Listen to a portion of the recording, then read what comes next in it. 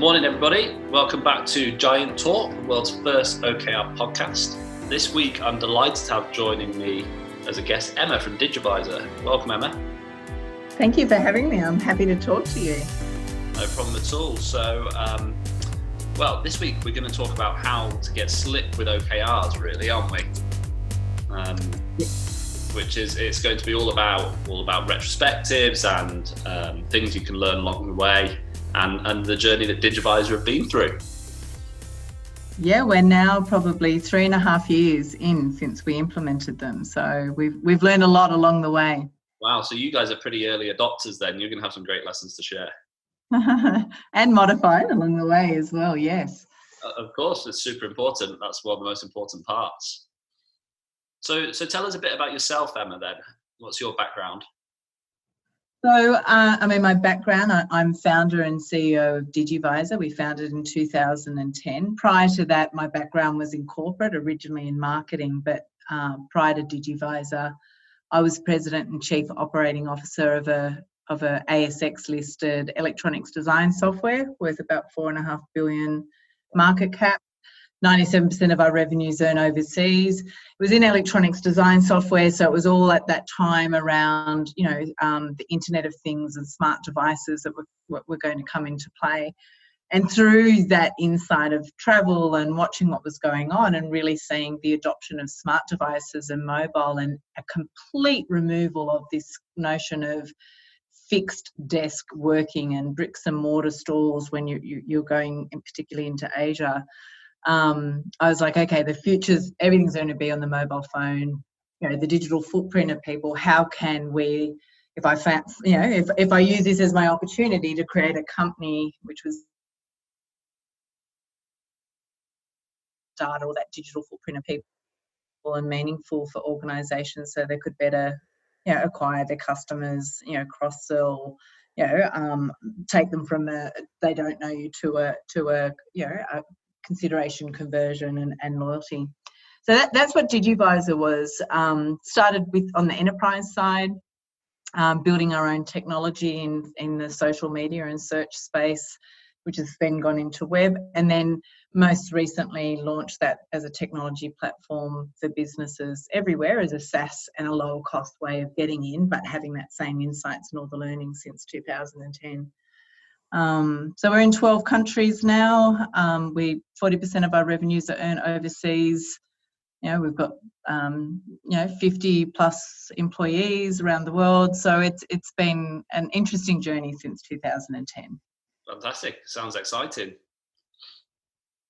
It's been a wild journey, and it's funny. You go from corporate to starting your own business, and it's you take the best of what you learnt in a big company, but you just don't have the resources that you can lean on in terms of so you have to get really smart about culture, and that's where OKRs actually fit in for us. Was like, how could I develop a high performance culture where everyone knew what we were working towards, but in a framework that meant that it was easy to deploy in a much smaller organisation and distributed around the world. We needed to find a framework that could create this common language and a way that everyone could contribute and measure and know whether we were being successful and really feel like they were part of it. Interesting. So when you first came across OKRs then, were you actively looking for a solution to some of these issues, or did you kind of stumble across OKRs and think, aha, this could work for us? I guess it was probably just more a stage of growth. It was just at the end of 2015, coming into 2016, and really acknowledging that what had built our company and got us, from startup to, that stage wasn't going to take us into the next kind of, stage of growth. And, I'm very keen about building a very successful global company, and that's recognised in the same breath as the technology great. So for me, this was not a small thing. I needed to find a way to be able to frame that. I'm a ferocious reader and podcast listener, and I was just trying to get my hands on anything of how did technology, like the successful companies, scale, and what were some of their key inflection moments, and what were the tools or the processes or decision making, like what drove that. And I came across a book, Radical Focus, and that was really when I first understood this OKR framework and thought, okay, this is it. I think we can use this as the vehicle. And that is a fantastic book. Yeah, and it was great. And I didn't implement it exactly the way they said, but I love very clear key results, keeping it quite for us, we've never had more than 3, so that it's a very succinct way to build the business, and that cascades from the business, all the way down, so every individual understands those 3. We communicate, we measure, it becomes the language, and then that breaks down from the year to the quarter, and it's been real. It really has helped us grow, and it's been the framework we've continued to kind of build from. But there's not a person here at Digivizer that doesn't know what they are or wouldn't understand or be able to communicate to you what OKRs has meant to our organisation and to them. That's fantastic. So how many people did you have as part of your team when you first implemented them? So back in 2015, 2016, we probably were about 30 people maybe. And as I said, we're 50 plus now. So it was a smaller team to put in, but I knew it was important because of the next stage of growth that we were going through, and the fact that we wanted to expand globally, that there had to be a way that I could get this single, kind of bloody-minded focus on what we were set out to do and what were our key measures, so that we had all our smart people that we'd hired all working towards one kind of clear outcome, or that broke down into the 3 OKRs. And how have you found keeping up the momentum with OKRs whilst bringing in new staff? So everyone gets onboarded into, so we break them down to quarters. They live every quarter for people, in the sense that the way we now do it, we used to do active retrospectives with the team. We're too big to do that now, so we do that through a survey form, but we share the results in 100% transparent but anonymised way, so everyone sees how people are feeling about them. And it's really like, what did we do well, what didn't we do so well, what did we do differently, how connected did you feel towards them, and then your own personal, because we set them at the company, we set them at the personal level, and that seems to work best. And then it's the same set of questions, and then we kind of do our ultimate measure, right? How happy are you out of 10? How likely are you to recommend Digivizer to someone else? How likely are you to, both as a potential customer, to bring a customer in or an employee in? And then how likely are we to hit our vision, what we're actually setting out to do? And that to me sets the real pulse of, are OKRs successful in maintaining a high belief culture that believes what we're working on is the things that are going to help us be successful. And that again gets shared in a really transparent way back to the team. Yeah, transparency is vital in the success of OKRs. Exactly. What's the team's attitude towards OKRs? To be honest, I think that it's always getting that balance right. If they're too easy, then there's no challenge. If they feel too far away, then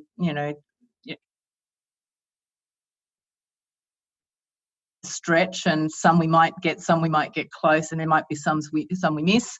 But I think based on those pulse checks, those kind of measures that I was talking about, we score universally on every measure over 7.5 out of 10, which is higher than other organisations where I've pulse checked the same type of, culture and general employee happiness questions. Yeah. But in terms of belief of the company to be able to get there, that sits well over, 8.5. So for me, I think that's a reflection that the way we go about doing our business, not just where we play, is one that they buy in on. Yeah. So how did you actually originally go about implementing them then? Because it sounds like you've done a very good job of the change management process, because there are companies that we talk to who have got this bit wrong, and it's a really crucial part. Because if you get this wrong, OKRs become a mandated process, right? Coming down from the CEO of the company. And it's just another tick the box exercise. They don't really believe in it. What process did you undertake for the implementation? Yeah, and I think you're right, and I think I've got to live and believe this myself as the CEO and founder. I don't think it works. I've been in organisations where it's been tried to push in from the side or handed to some person, to roll out. Whereas this sits with me and the leadership team. This is something we all have to take responsibility for. And including having those conversations from a performance, and a constructive performance, regular conversation with employees. We have a weekly update that goes out to all employees that kind of sets the objectives, but the OKRs are measured every week. How are we tracking against them? So it's highly visible. They get referenced in the monthly wins. There's all these kind of cultural things. But in terms of what drove the success of implementing them, it was just that total ownership. Provide a framework. I was happy, and Digivizer's culture is one of continuously test and iterate till we feel we've got something that really works effectively for us. But I think the buy-in really came when we were at a period where we kind of had two models going on. We were serving some very big and very well-known customers, and they still are our customers today, and we love them. But we hadn't quite aligned, what those objectives were and how they worked as part of this kind of bigger technology SaaS platform we were working to create to get, to be able to serve businesses everywhere, no matter what their size. Sure. So creating a framework that pulled everything together to create this single view and every effort towards the one outcome, it really helped us do that. So it had leadership buy-in, and employees felt like it was very, because they create what are the measures, right? I set the objective at the business level, but then how that breaks down to the quarter, the organisation builds that. So it starts from kind of bottom up to hit those things. Brilliant. And then the measures have to be ones that, get pressure tests. And so we do a lot of so we spend a day a quarter really breaking those OKRs down, those down to get to the KRs, and then that gets split into teams and then presented back and kind of pressure tested in the organisation till they feel like we can all stand behind them. So it's good facilitation. Like, you have to be a strong facilitator in that, but we always get there. And I think the fact that people have seen their success come off the back of them, then they own them, and they have modified, right? We used to do longer parts of the retrospective in real time on those days, but we realised the real value came in building the plans and pressure testing how we would actually make sure that what we were going to aim for could be achieved, and they were the right measures. And it's part of the language and the culture. So we're also make sure it lives at hiring, onboarding. It's very much it's a non-negotiable part of the way that we work and measure our own success and our people's success. That's fantastic. Kudos. So you mentioned in the research call that we always have before we do the recording of the podcast, that you guys at Digivizer believe OKRs have really helped you to grow without the need for VC investment. Why do you believe that to be the case?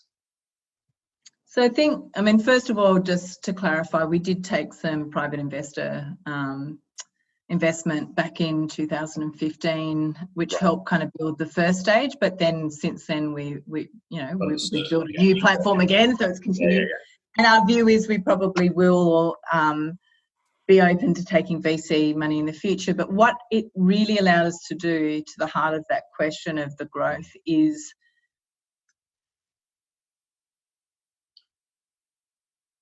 clear as to what going after and what the key focus for the organisation, so you can have everyone, all these. Emma, we just had a slight drop out there in the quality of our call. Do you mind just repeating that from the start for us? Okay, from the start.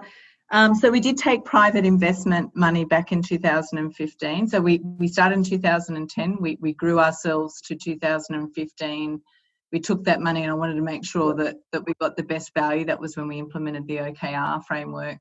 But we've been able to grow significantly to this point without taking VC, and we will for as long as we can. We're open to taking that again. But I think, the real value in this growth has been how have we been able to scale and provide all this smart, talented, people who are working towards something, but the same thing with this crystal clear written, what we're going after, what the measures are of success. And I couldn't believe how simple the framework was to actually get this massive multiplication effect of resources that when they were working together, we actually got kind of much greater outcome than people working maybe in a more isolated or with a little, less clarity or, split still between, say, enterprise and, smaller business. Like it just brought everything together and everyone started to work as one, and that's what's allowed us to grow.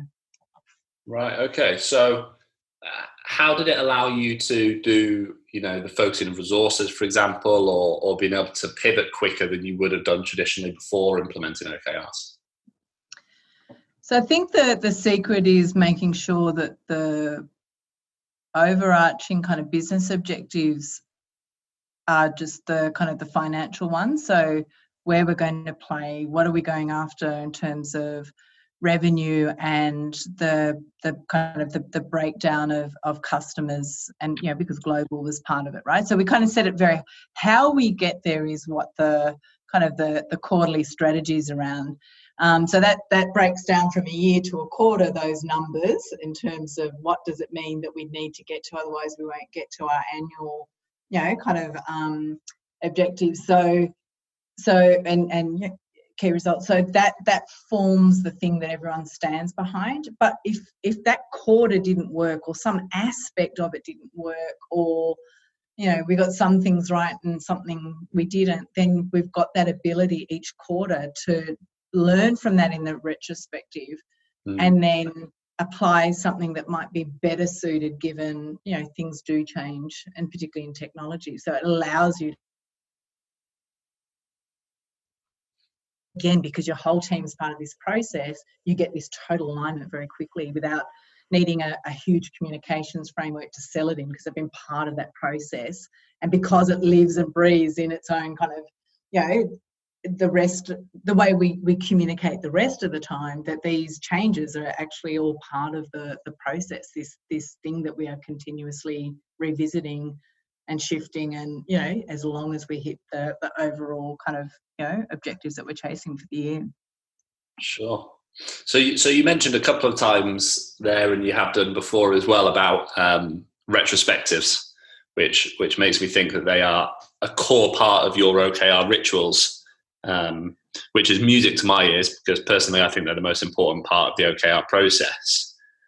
What do you guys believe the importance of retrospectives to be? So I think like everything, if you can run a great retrospective, it's probably one of the most powerful learning tools. That the mistake is organisations who move straight into the solution, right? Mm-hmm. Here's what we're going to do next, as opposed to what do we learn? What do we do well? What didn't we do well? Like that's such an important part to actually lead to much better kind of thinking around solutions. So one of the other sort of frameworks which kind of came, hand in hand with radical focus was radical candor.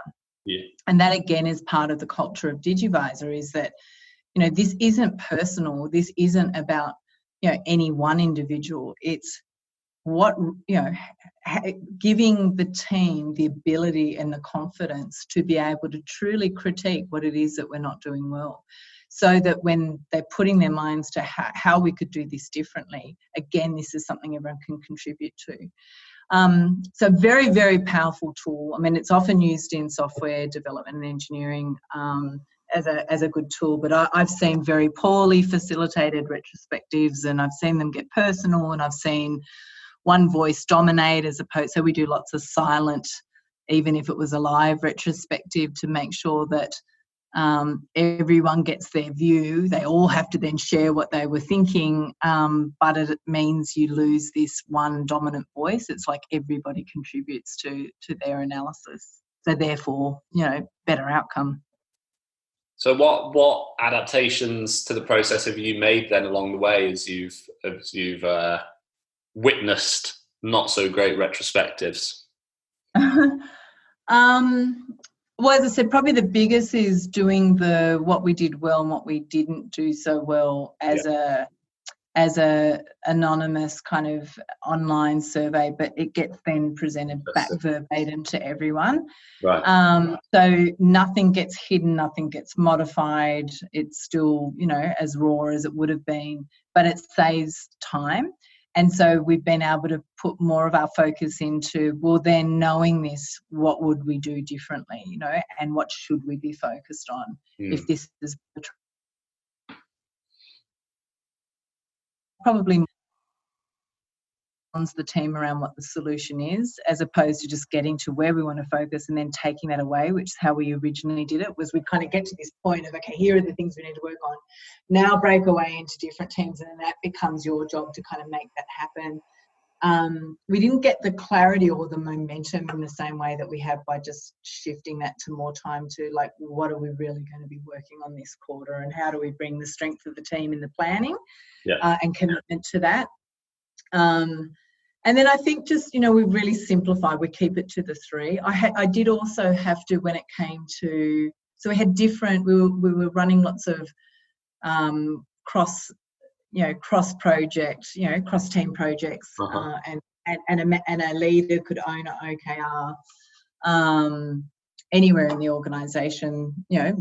They could have never had anyone manage, and this could be part of their development. And to be honest, that worked really, really well. But because the pace and the urgency for needing to go, I've just found what's best is there's kind of this ownership in the leadership team. There's someone that owns kind of acquisition, someone that owns nurture, and someone that owns business as usual. And the OKRs generally fit somewhere into one of those. And so they become like the champion of the success of the OKR, so that the team that is working on that has someone senior enough that can actually make stuff happen or make decisions or enable or empower them as they're making decisions along the way. And that's a modification that wasn't, how we originally, implemented and kind of followed more the guidance of the book. And we're probably a lot different than where we were 2016, but the principles are still there. And how often do you conduct the retrospectives? So every quarter. Right. So the quarter, it always falls on, the financial year quarter. So, we had ours for this quarter on the 1st of October. I mean, ideally, I'd love to get it into the last week of the last quarter, but because of the way sales and different things happen, there's a lot of focus, and also because we're trying to hit our targets, right? There's been set for the quarter and the OKRs that and these just get pre-booked, and it's a day that everyone in the organisation is in and out of office, and it's a planning meeting, and customers and anyone else, they can't get in contact with us, so that the team can 100% focus. Awesome. Okay, that's really interesting. What reasons do you believe there are for OKRs to fail within an organisation? Look, I think if the leadership team isn't aligned behind them, and as I said, from the top down, I've seen, doesn't matter what change management, if you don't have a champion or someone that's going to actually live, breathe, talk, measure, believe in that total transparency, then I think there's room for failure. I think the accountability, at the personal level too. So we did originally cascade from business to team to individual, and we found that it got a bit weak either at the individual or the team. It wasn't as effective as one as the organisation. Sure. Was making commits that they were personally going to make to making, one of these or all of these, whatever they committed to, happen, but no more than 3 either for themselves for the quarter. And then that gets also kind of measured, and that's that's a shared document, and people talk about where they are in their progress. So look, I think it just wouldn't work if you didn't truly live it and communicate it and measure and hold people accountable to it. Yeah, I agree. And there's a lot of work that needs to be done around the word accountability, I think. In too many instances, people still think accountability means opportunity for blame. And I think you have to work hard to build that out of your culture and out of people's minds. Yeah, and I think that's that, you know, I was talking about radical candor, is you've got to build the culture that allows people to talk really openly. Yeah. But it's not personal, and we would never allow personal. Mm.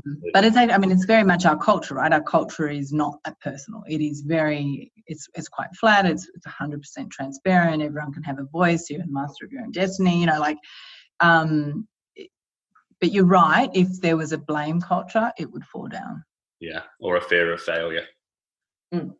They're the two big cultural red flags for us, that just kill OKRs dead, really. Yeah. And I think that even that knowledge of, like, you might not hit all of them, like what's that stretch that needs to be there? If they were all achievable, then you're not pushing, you know, your organisation or people as much as, you know, their talent might allow. So I think it's not that did we get 100% or not. It's like, how far did we get there? Yeah. And if we do, then it's a massive celebration. And if we don't, then you know, it's that analysis. Like, if we learn a lot, if we just got it wrong, well, that's one thing. But as long as we're not rationalizing it away, the lessons are there and we know why. But hopefully it's usually somewhere in that we nearly got there, or, you know, we're well over, you know, maybe 50, 60% there. And so it's not ideal, but, you know, we learn a lot as to why we didn't. No, completely agree. Absolutely. Brilliant. I mean, so I guess to wrap up then, and the listeners will be well used to me asking this question, what's the one piece of advice you would give to a company that wanted to get going on their OKR journey? I think adapt it to your organisation. Make sure the ownership is there at the top, but continue to learn and let your people evolve it so that they 100% own it. I think that's got to be the key way to be successful with this. Yeah. I am so happy that you gave that answer, because we didn't even rehearse that answer. And that is one of our number one mantras. There are, you know, we're OKR consultants, obviously. We help companies all over the world with their implementation. And, you know, one of our USPs really is that we adapt that process to make sure it works for the organization. There are a lot of consultants out there who take a sort of one-size-fits-all approach, and I don't really understand that. I don't understand how they can make that work for the business. So I think you're absolutely correct. I think make it work for your organization and adapt to the culture of your people. Yeah. I mean, it's kind of like, I was never a big fan of the balanced scorecard, because I found that what generally got put in those things were the things that were easiest to measure. Yeah. And also the hardest to keep any one person truly accountable, because everything was so interdependent. Sure. So I love this, at it kind of like it's almost like the aspirations of the company, and then how can you help make that happen? And so it's very easy and clear to see success or not success, or, you know, your role in contributing to that. So it makes that whole performance conversation and framework much easier to implement against. 100%. And that's so how it has to be owned by the team. Yeah. Mm. That is how you're going to retain and attract the top talent. You know, all the research coming out these days is that people want to understand their role in the organization, understand the difference they're making, and understand the positive difference on the world the company's making. So it's a fantastic way of showcasing that.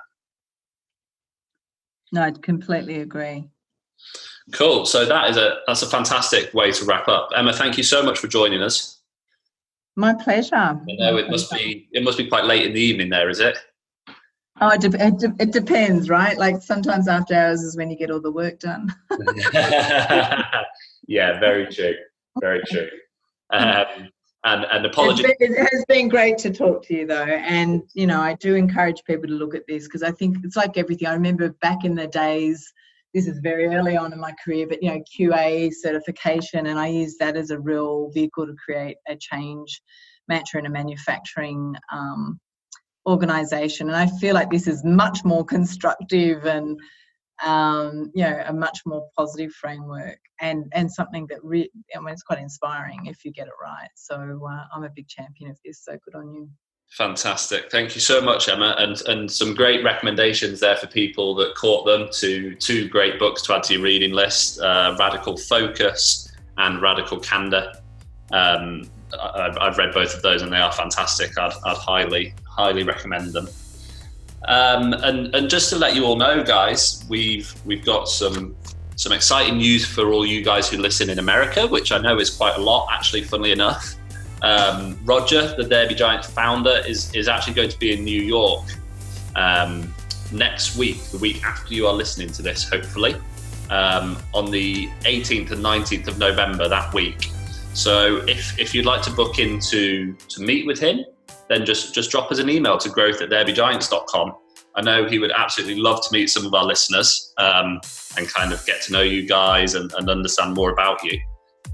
So drop us an email, growth@derbygiants.com, and he'd be ecstatic to meet you guys. And of course, as always, feel free to join in the discussion on LinkedIn and Twitter. Use the hashtag #GiantTalk. Let us know what you thought of the episode. Let us know if you agree with the things Emma's saying. If you disagree with any of them, that's also fine.